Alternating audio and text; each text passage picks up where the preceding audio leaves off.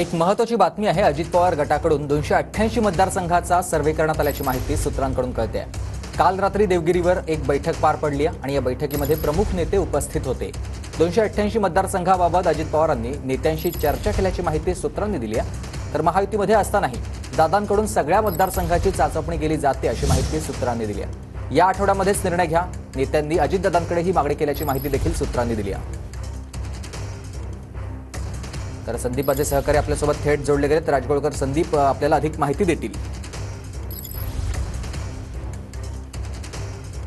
उपमुख्यमंत्री अजित पवार यांच्या देवगिरी बंगल्यावर काल रात्री ही बैठक पार पडली आहे सुमित, आणि त्या बैठकीमध्ये जवळपास 288 मतदारसंघांचे 288 लिफाफे हे ठेवण्यात आलेले होते आणि रिजन वाईज म्हणजे पश्चिम महाराष्ट्र, उत्तर महाराष्ट्र, कोकण, मराठवाडा, विदर्भ आणि मुंबई अशा रिजन वाईज या बैठकीमध्ये चर्चा झालेली आहे।